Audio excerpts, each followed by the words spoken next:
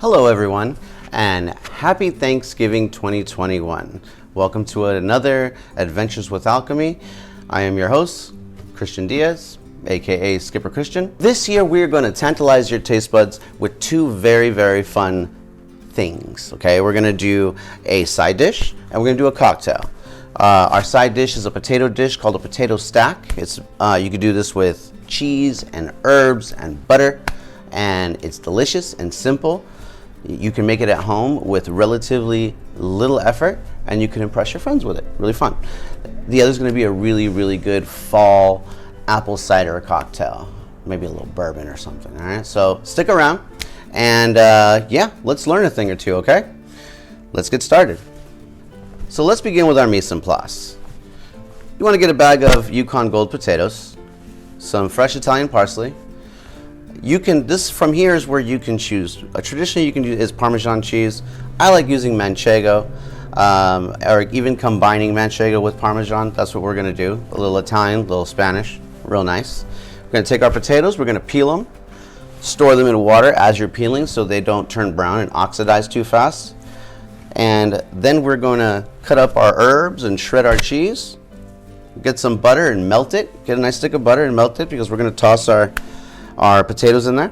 And yeah, you will need a mandolin, okay? For slicing your potatoes, you want to set it to about 1/4 inch and slice nice fine circles with your potatoes. Now, you'll see, I will demonstrate for you so you can see for yourself. If you do not have a mandolin, get a very sharp knife and be very careful.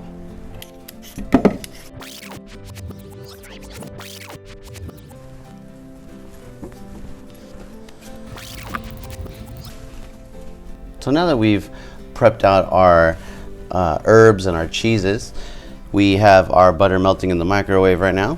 Take your peeled potatoes that you probably have sitting in water, and just give them a little pat with a paper towel. Take a mandolin and you want to set it to 2 clicks right above 1/8 of an inch. So 2 clicks below 1/4 inch. Okay, so yeah, take it from the see the long side, from the bottom of the long side.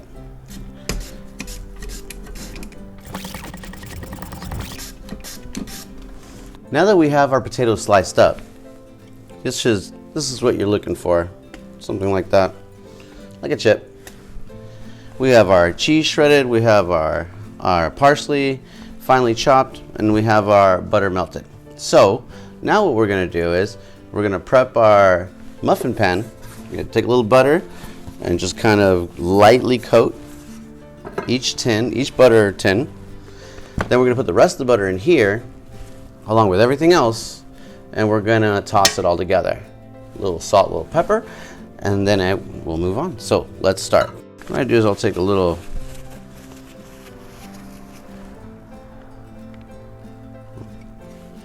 like that, a paper towel, and just kind of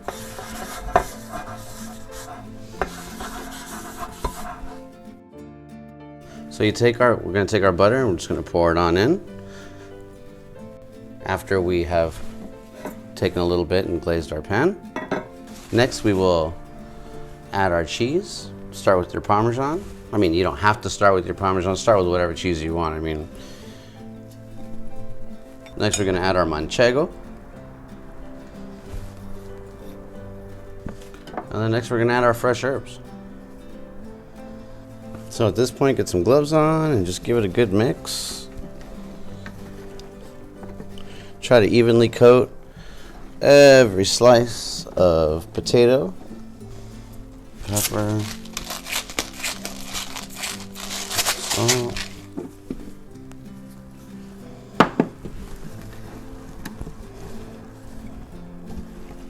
So from here, what you want to do is you want to just make a stack out of as many as you can that are roughly around the same size. Maybe go from big to small. Big being on the bottom, small being on the top. But basically you just want to make a stack. That's the idea. Hence the name, potato stack. Crazy, right? Oh my God. I'm going to take the first one and we're just going to set it right here.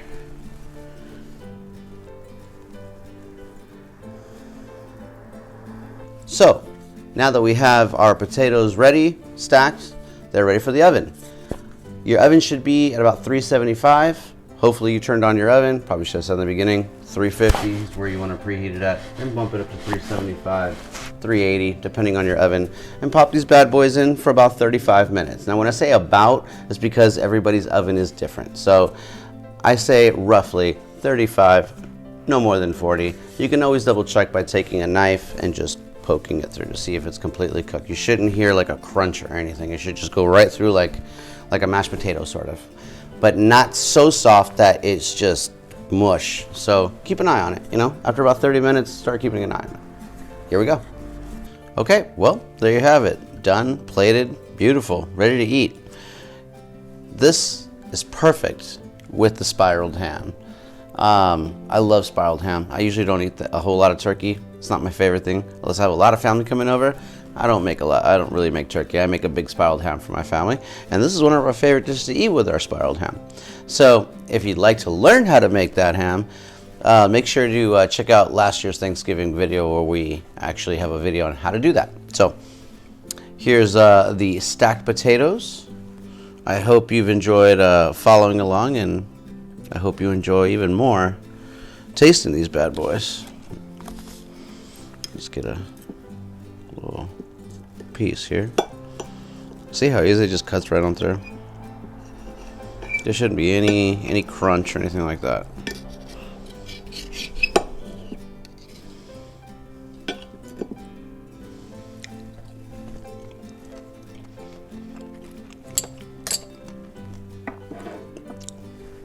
It's perfect. You can taste all the layers and crunchy on the outside. And the cheese is not too salty. You don't want to over season it either. But yeah, it's perfect. You got the only crunch you get is from the cheese and the crispy outside, and the inside's all soft and delicious. It's just great. Perfect with a spiraled ham or a turkey, no matter what it is like. This is awesome. And not just on Thanksgiving, but all the time. So I hope you enjoy it. Let's move on.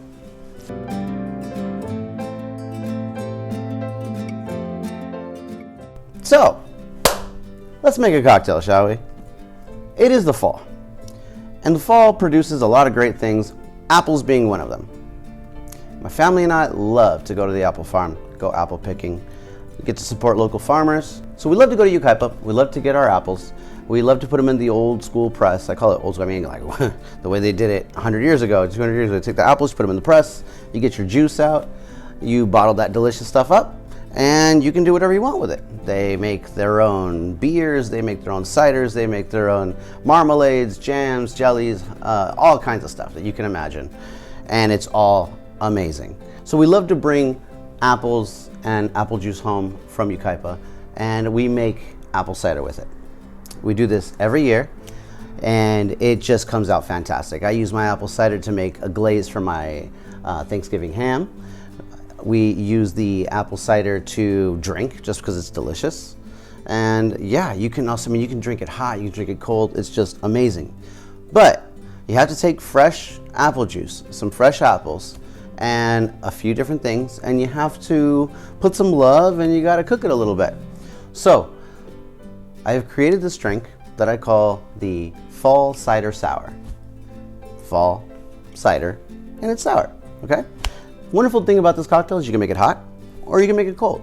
I'm gonna make it the cold way, because it's just, I love cold drinks. I'm not really big on hot toddies, even though I like them when I'm sick. I'm just not I just like making cold chilled cocktails. But yes, this is something that can be drank both ways, and it's delicious. In fact, I would actually recommend this over a hot toddy because it's just that much more delicious, and you could use a high proof rye instead of this, and if you really want to get some extra kick into your toddy. If not, this is delicious. So we have our homemade apple cider, we have fresh lemon juice, we have bourbon, and we have optional ginger beer. Okay, if you were going to do this hot, no ginger beer. Maybe a little sliver of ginger, or a little bit of ginger syrup if you have it, but don't do this for hot. This is only for cold, okay? So it's really easy because you don't need that many ingredients. Where the real love comes from, where the real magic of this cocktail comes from, is the apple cider. The apple is the star. The bourbon, of course, does its own magic, but it's delicious, but it's really complementing the cider. This is made to please just about anybody too. Anyone can drink this and they're probably gonna like it. I won't say everyone, but I will say a pretty high percentage of people because it's pretty easy to drink. So let's go through our mise en place. You will need ½ ounce of lemon juice. You will need 3 ounces of cider, 4 if you really don't want it that strong. You can just substitute some for some. And 2 ounces of bourbon. This is a little splash at the top, and again, it's optional. You don't have to use it if you don't want to. What we are going to do is take all our ingredients, we're going to put it into the shaker, we're going to shake it really well with regular ice, and we're going to strain it over crushed ice. One more thing, you're probably wondering what this is for. This is a torch, and I'm going to use it to torch our cinnamon just a little bit because we're going to garnish it with a apple wheel and a cinnamon stick. And you know, why not add a little extra pizzazz to your cinnamon by giving it a little extra torch action. Some of that burnt flavor is delicious. That toasted cinnamon flavor, it's unbelievable. So let's get to work. We will need 3 ounces of cider, ½ ounce of fresh pressed lemon juice, and 2 ounces of bourbon. Now that we have our ingredients in our shaker, go ahead and add some ice to chill your cocktail and add a little water, dilution of course. We have a rocks glass filled with crushed ice. I chilled mine, you don't have to chill yours, but if you want to, it's delicious, you know.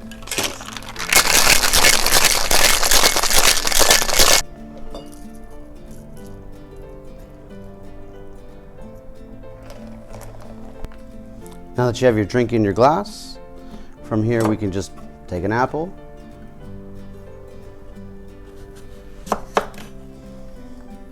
a nice little, maybe inch or quarter inch. I love apples, so I don't mind. I don't mind a nice big piece of apple in my cocktail, but I'm going to cut this one just a little thinner.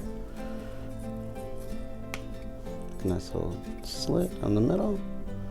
You can go ahead and garnish your cocktail like that, or you can also take it and just put it in like this, which is also really nice. Okay. Next, take your cinnamon stick, fire up your torch, give it a little toasty action.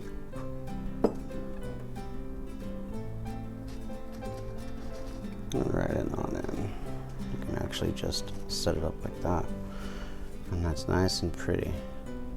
So, from here, you have all your ingredients. You can do a little splash. It doesn't have to be much. Just a little splash to give it some fizz. And that's it. You can keep this on the side, keep it chilled. But yeah, that's it.